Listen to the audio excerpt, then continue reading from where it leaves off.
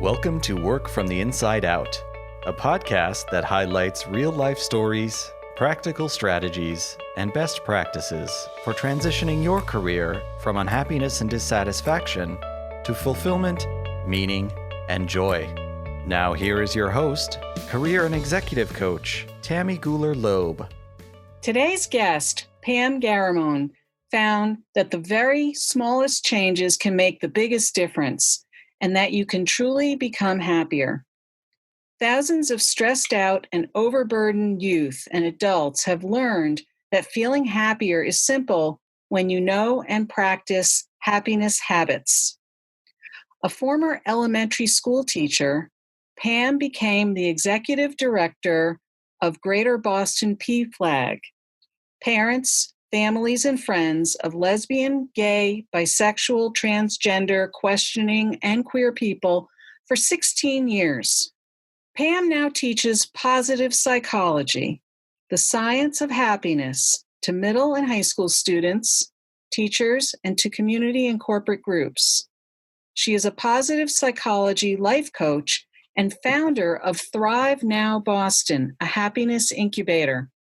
She's been awarded the Gay Officers Action League Community Service Award, the Greater Boston Business Council's Individual Award for Excellence, the Grace Sterling Stowell Award for Excellence in Advocacy and Service, the North Shore Pride Professional Achievement Award, the Massachusetts School Administrators Association Gerald H. Silverman Friend of the Association Award, and the Massachusetts Scholastic Athletic Association Wellness Partner of the Year Award.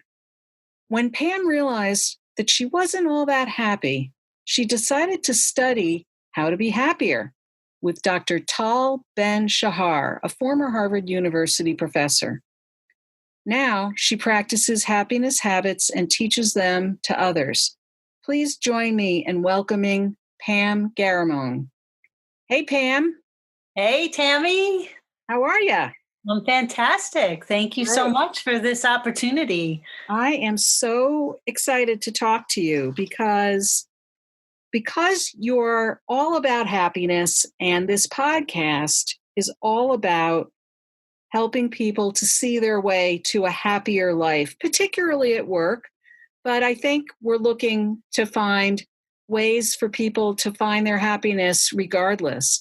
So tell us a little bit about your background and how you came to study positive psychology, and sort of walk us through some of the transitions you went through professionally. Okay, sure thing.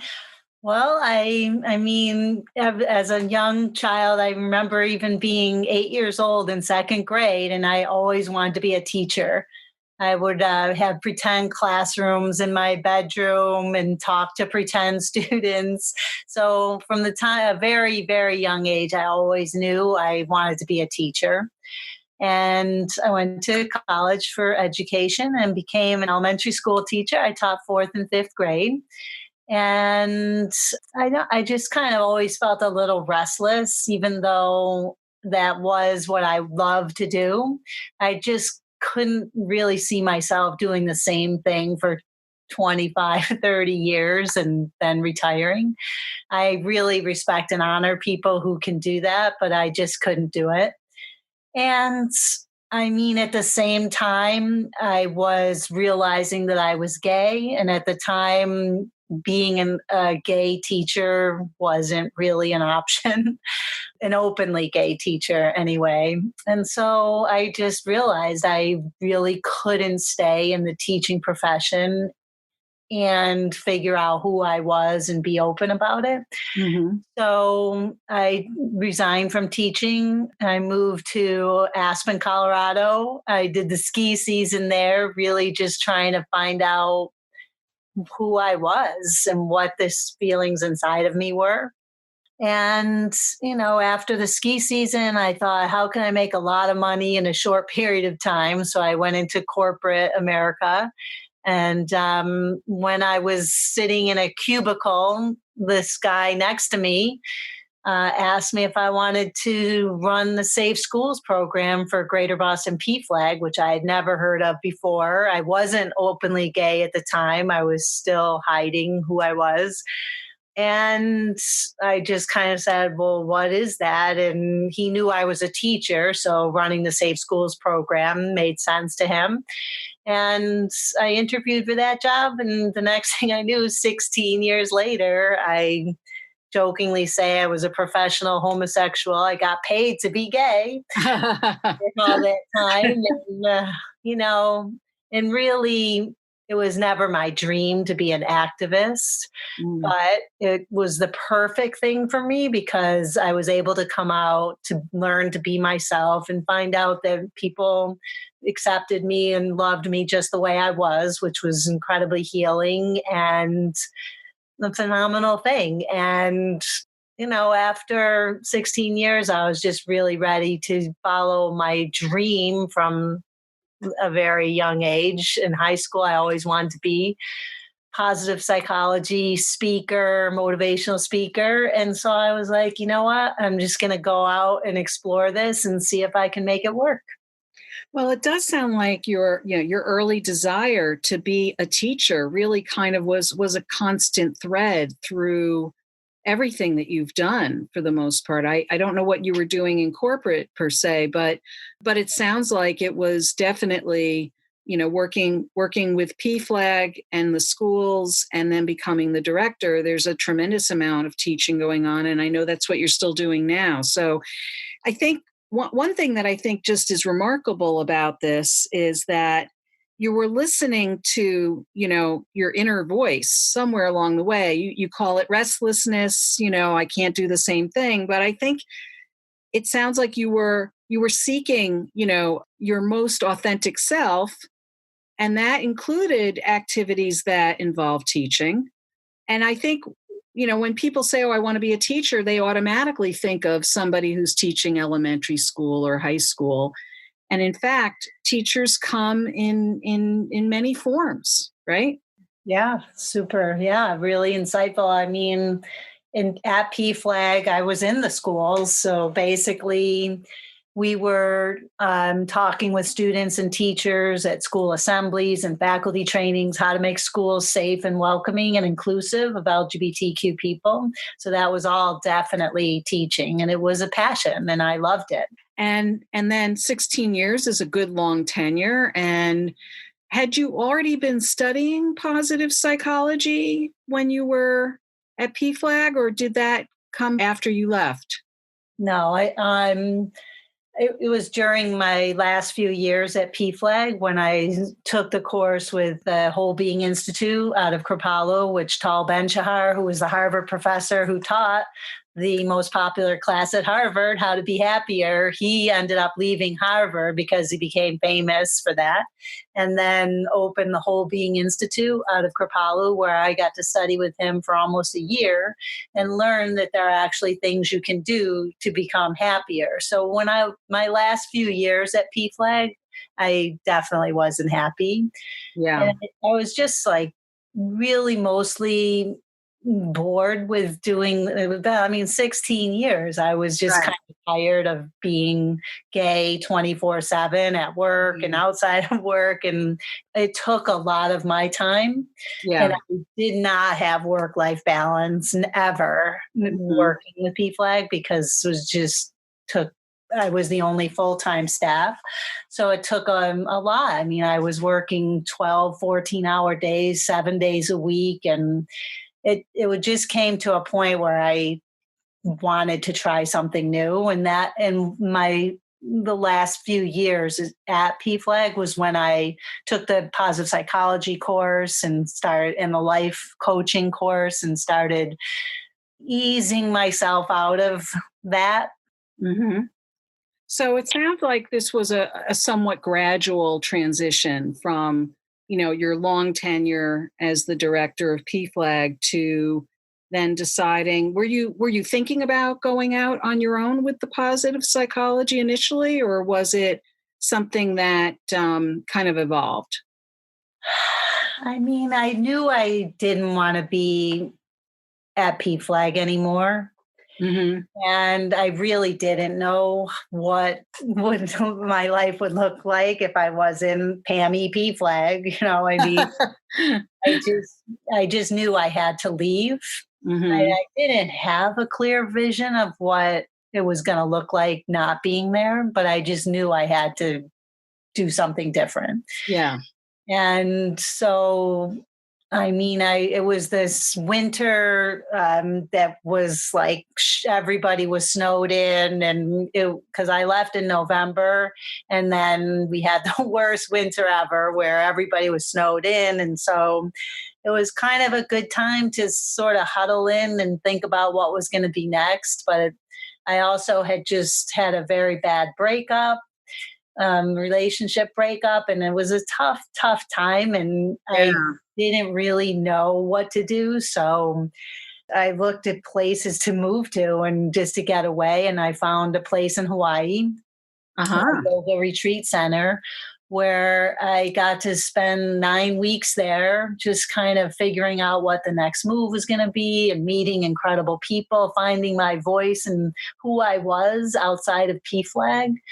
And it was amazing. It was the exact thing I needed to just meditate, be by the sea, and just do yoga and meet people from all over the world who were doing incredible different things and trying to find themselves too. So it was the best thing. And I thought about staying even longer. And then a friend of mine said, Pam, you need to come back and start your business. You hit out long enough. You need to come back and start your business. And that's exactly what I did. Came back and just started to figure out how to be a professional speaker and Mm-hmm. do the same thing I did at PFLAG, in a sense of going to the schools and talk to students and teachers at first, but a different topic.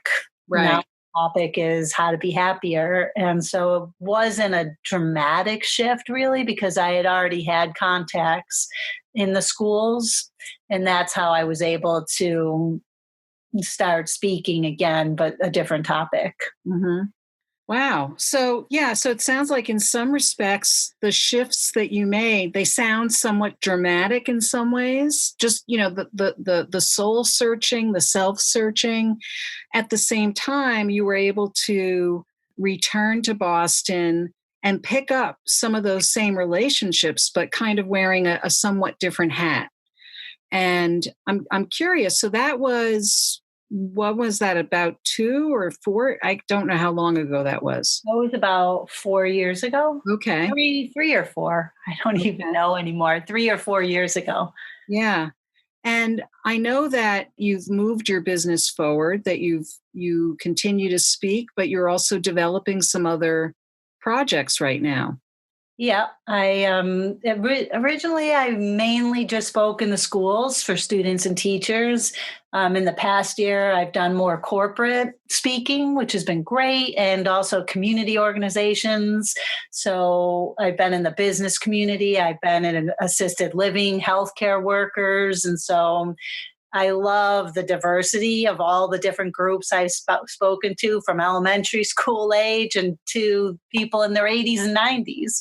And I mean, happiness is universal. And I think at every age, people are looking to live their best lives and to just feel happier, more grateful. Just, the topic just spans any age group.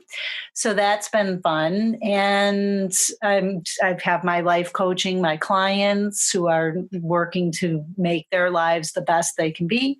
And then now I am throwing the spaghetti against the wall, I guess you could say. I'm trying for the first time to do a one-day workshop called Inspired. And it's basically Spire, which is a course that I took out of Whole Being. And all of the participants in that course promised to offer a 1 or 2 day workshop. So this is fulfilling my commitment to that group. It's a 1-day workshop, covers spiritual, physical, intellectual, relationships, and emotions. So that's is that all? Pardon me? I said, oh, is that all? That sounds like a lot. Whole being, so Yes. that all parts of us, I mean, we think if we fix one part of ourselves, the rest will just fall into place. But really, it's a focus on all of the different parts of ourselves, our whole selves. I love the sound of that. And I've seen you speak, so I know how engaging a full day with you could possibly be and how enriching it will be for the people who attend. And in a little while, we'll talk about how people can find out more about that. But I also wanted to ask you, you've been through several, even though you've been a teacher, I would say throughout your career, you definitely have made some significant shifts in your working life. You've done a lot of reflection and you have this holistic view of happiness. What kinds of things would you be recommending to people who find themselves unhappy at work and are considering making a change, but perhaps they're afraid? What is it that it takes to get to that point where you really are reaching for that place of happiness over maybe even the security of a paycheck? I mean, honestly, I think it's different for everyone. And for me and for some of the clients I work with who hate their bosses or hate their jobs and have wanted to leave, but couldn't because they have kids or obligations that they need that paycheck. But I think for anyone who eventually does leave, it's probably because the pain of staying where you are is greater than the pain of leaving. Mm-hmm. Or of and we've seen. I mean, you've demonstrated that you've managed to make certain changes in your life, maybe even forego a certain amount of income or other creature comforts at various times in the name of finding yourself and finding happiness.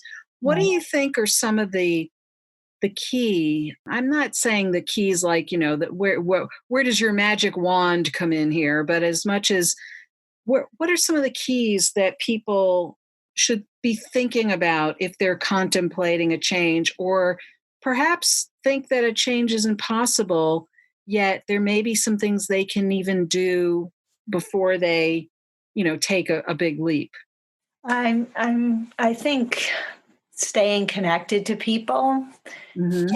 and sort of building your relationships with the people in your industry, but also outside of your industry. So just starting to meet people in the field that you might want to be going towards. Mm-hmm. Because the more you meet people who are already doing what you want to do, then you can see that it's possible. Mm-hmm. And you can ask them how they did it and just sort of get support and ideas and inspiration from the people around you, or people, like I said, people who are in the field you want to be in. Start meeting them. Maybe it's going to a conference or going to a workshop or a class where people are in or moving in the direction that you want to be going in. Mm-hmm. I think that helped me a lot by taking that course and learning the information that, and now I had the knowledge, and I met people who were speakers or who were doing workshops. And so I could see that it was possible. Mm-hmm. Yeah. And it also sounds like you had people in your life who were supportive and encouraging at the same time. Yeah, I mean, fortunately, I've never had anyone in my life say, "What are you, crazy? Should you have another job?" Well, that's not true. I think I did have people who said, "Don't leave until you have something lined up. Don't leave until you." But for me, I just could not picture myself leaving PFLAG and just going into another job. Mm-hmm. I knew that wasn't going to be my path. It just wasn't. I mean, I didn't have the emotional bandwidth to be in a new place right away. I just didn't. Yeah. So I understand, that makes sense. I mean, looking back, yeah, probably would have been better financially for sure if I had like if I had started doing speaking on positive psychology while I was at PFLAG, one, I had no time.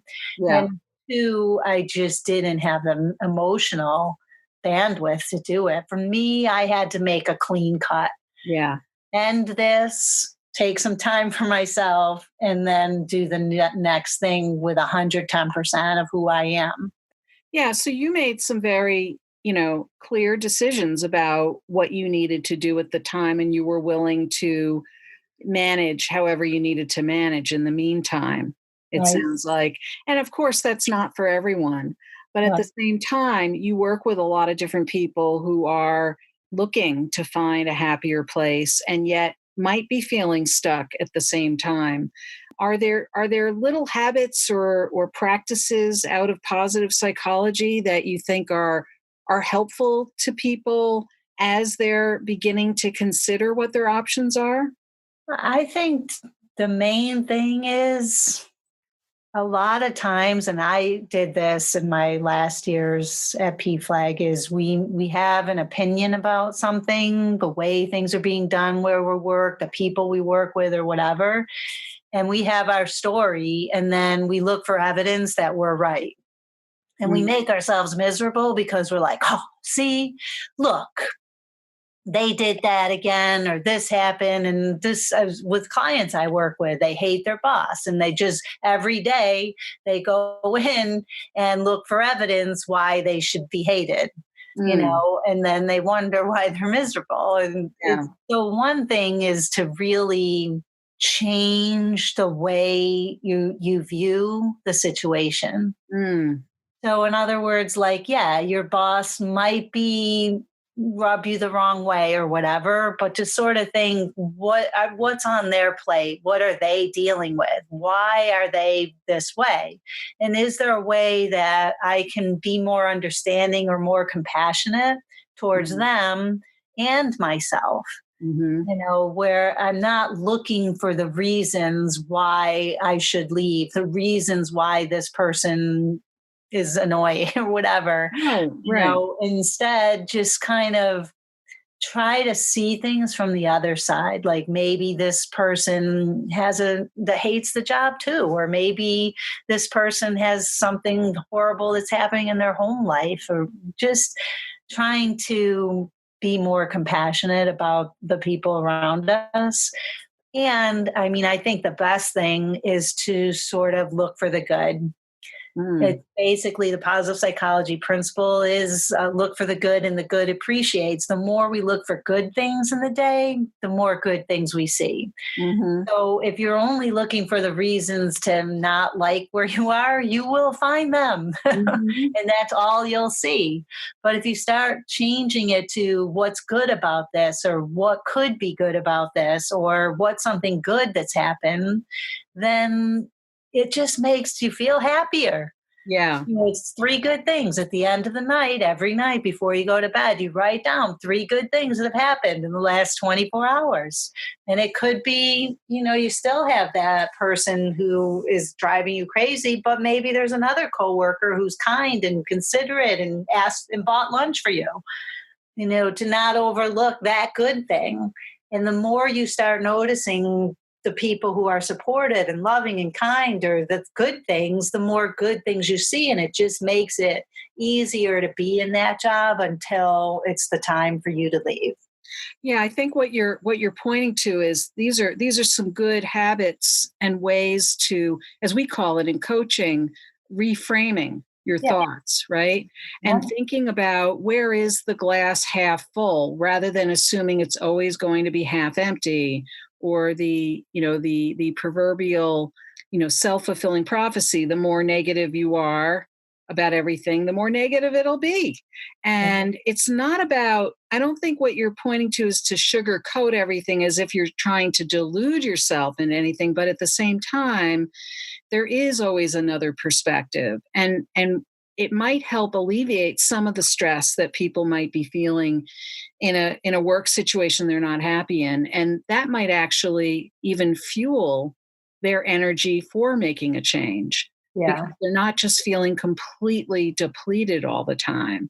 So Right. those are some really really helpful tips. And I love the 3 good things exercise.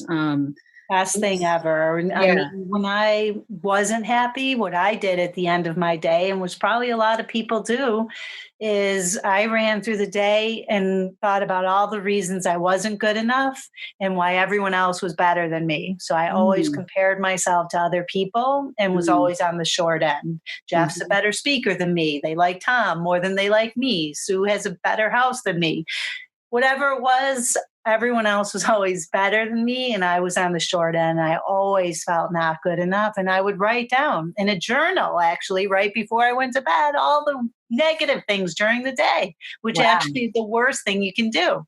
Yeah. And I was miserable. Yeah. And 3 good things changed everything for me. Just at night, at the end of the day, looking for the good things absolutely was the biggest difference, biggest happiness habit that changed everything. Wow. Because then I realized how lucky and fortunate and all the things I had to be grateful for.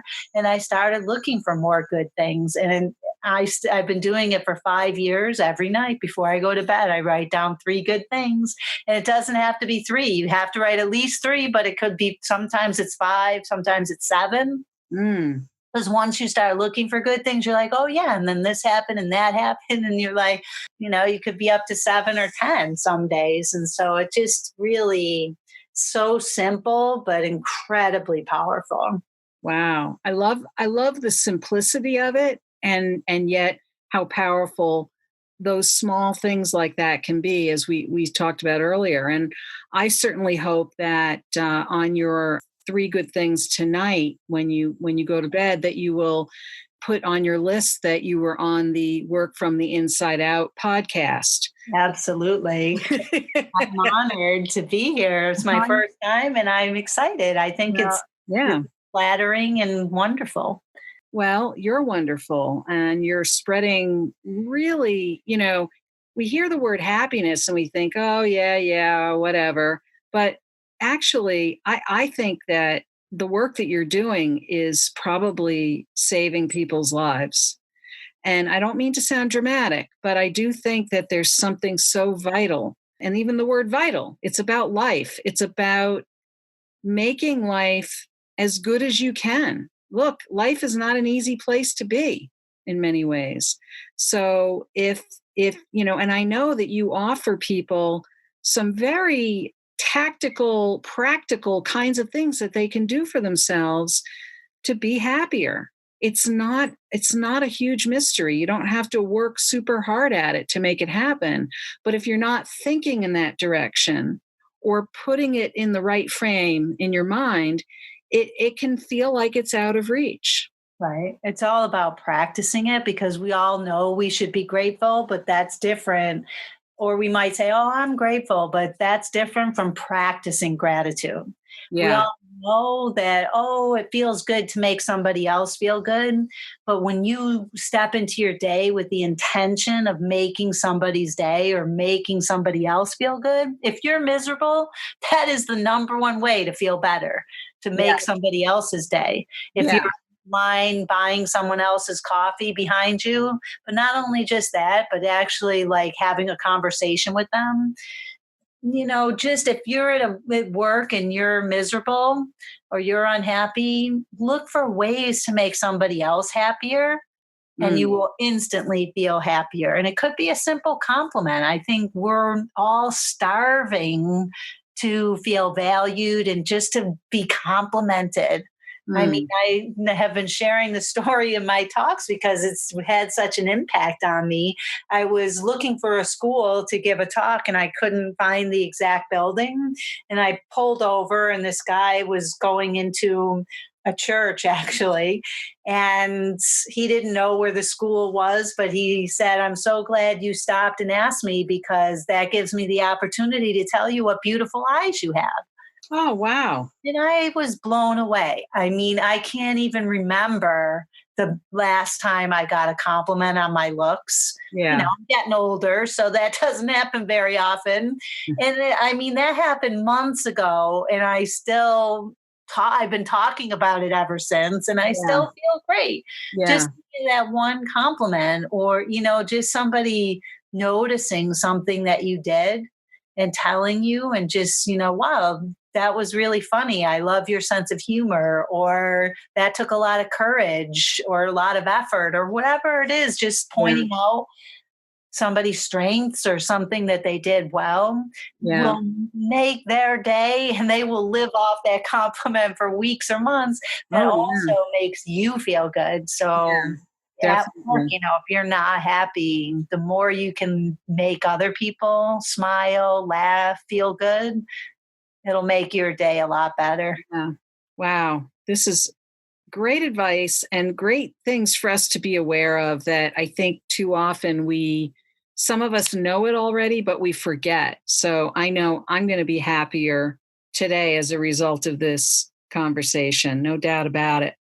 I'm curious to know if there are any resources out there that you would recommend to our listeners, books or classes or anything, if people are interested in learning more.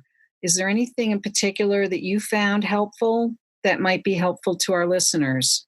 I mean, I highly recommend the whole Being Institute Certificate in Positive Psychology. Best thing I ever did out of Kripalu. Greater Good Science Center has great research and articles that come every day on positive psychology. Anything written by Dr. Tal Ben-Shahar and Sean Acor on happiness is top shelf. There are hundreds of books on happiness now. Just go into the bookstore and then you'll see them all. It's a movement, and it's because I think everybody wants to be happier. And what do we want for our children more than anything? For them to be happy, right? So what does that mean for each of us, Right. And I think it's a misconception too, that happy means that we're like, blah, blah, blah, super extroverted, like always laughing and smiling. Because one of the funny things that Tal Ben-Shahar said when he was at Harvard, and, he became famous because more students took his class than any class in the history of Harvard. He would get on NBC and talk shows and things. And he said when the reporters turned the microphones off, they would say to him, "I thought you'd be happier." And it's because he's an introvert and he's kind of shy and he's not walking around like blah, blah, blah, which is fine, but that doesn't mean happy. Right. Happiness is an inside job, and it's something that you develop and you work on. It's on the inside and not on the outside. Oh, I love that. Boy, that really, really brings it home. Happiness is an inside job. So if people want to get in touch with you for coaching or your workshop or have you come and speak, what's the best way for them to get a hold of you? I mean, you can email me, Pam at pamgarramone.com, or you go to my website, www.pamgarramone.com. Okay, great.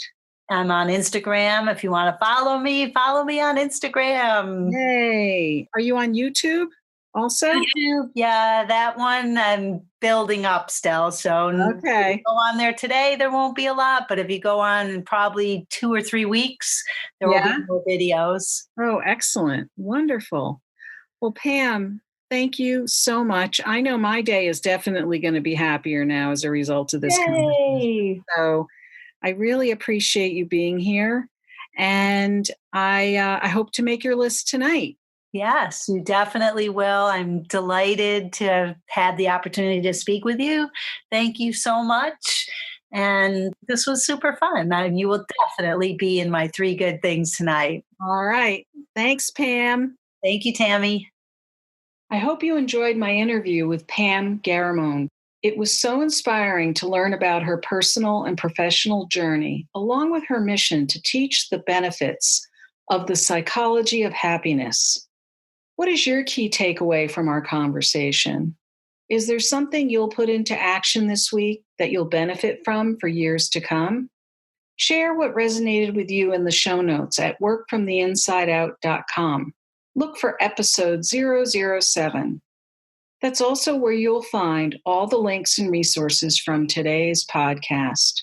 If you enjoyed this episode with Pam, please share it with your friends and colleagues.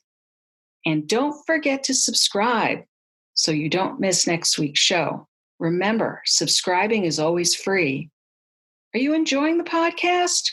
I'd love to read your review on Apple Podcasts. It's easy to find my page at tammygoolerloeb.com/Apple.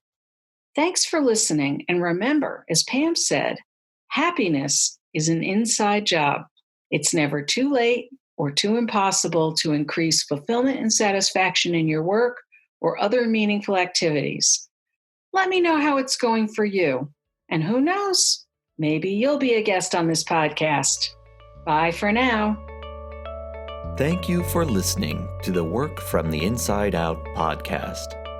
For more information, you can find us at www.workfromtheinsideout.com.